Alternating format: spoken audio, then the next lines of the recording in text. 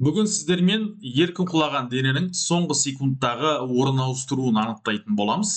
Әрине біздің каналымызға тіркеліп, досыңызбен бөлісіп, өз пікіріңізді қалдыруын ұмытпаңыздар. Біз бастаймыз.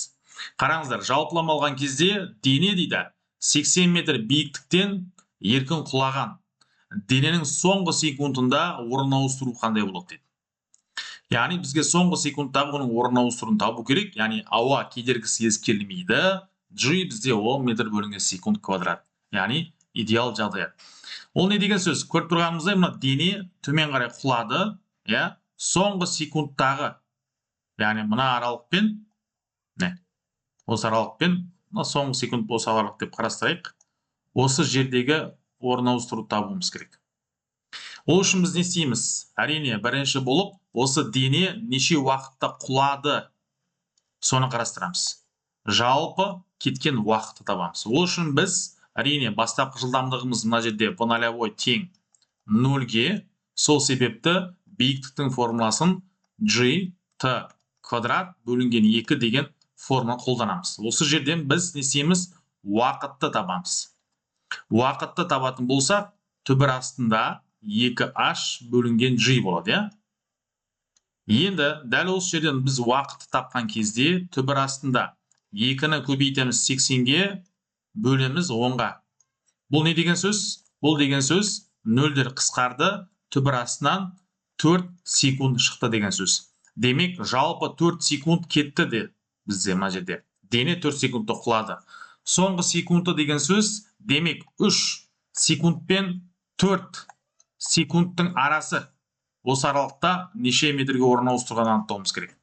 Яғни, ондай жағдайда біз не істейміз? Әрине, қараңыздар, мына аралығымыз 3 секунд.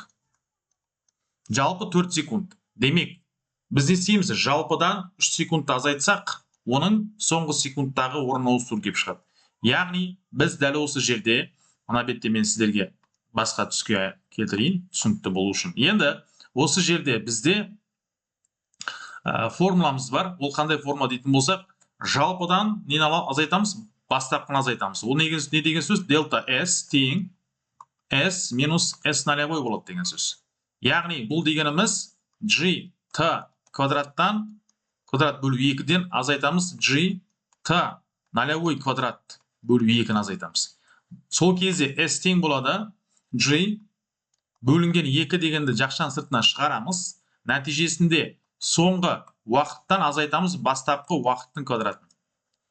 Енді орындарына қоятын болсақ, біз не істейміз? 10-ды бөлеміз 2-ге, көбейтеміз, ішінде жалпы кеткен уақыт 4 секунд. 4 секундтың квадраты бізде 16, азайтамыз.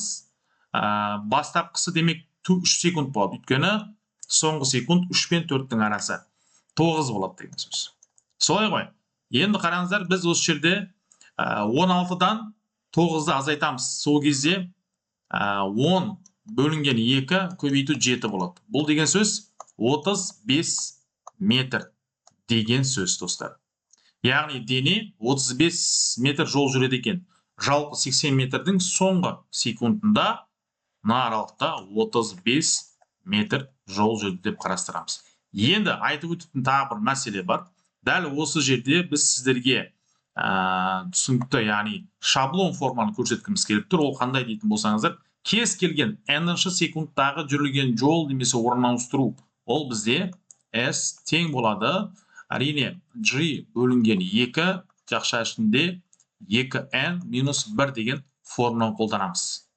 Яғни, осы форманың көмегімен біз не істейміз? Кез келген соңғы секундтағы орын ауыстыруын табамыз. Оны мысалы, қазір қараңыздар, осыны қойып көрейік, иә? Так, 10-ды 2-ге бөлсек 5, оны көбейтеміз. Жақшаның ішінде n дегеніміз жалпы неше секундта құлады? 4 секунд. n-нің орнына 4 қоямыз, көбейтеміз 2-ге, азайтамыз 1-ді. Демек, бұл неше болады? 7 болады деген сөз. Яғни, бұл 35 метр.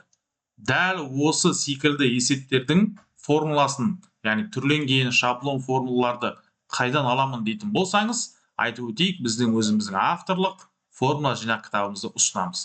Осы формула кітаптың көмегімен сіз ұбт, олимпиада бағыты бойынша кез келген есептің түрленген формуласын таба аласыз. Жақсы достар, әрине есеп талдау бізден, қолдау сіздерден. Досыңызбен бөлісіп, осы бағытта ізденіп жүрген досыңызға поделиться жасап қойыңыз. Келесі видеода жолыққанша.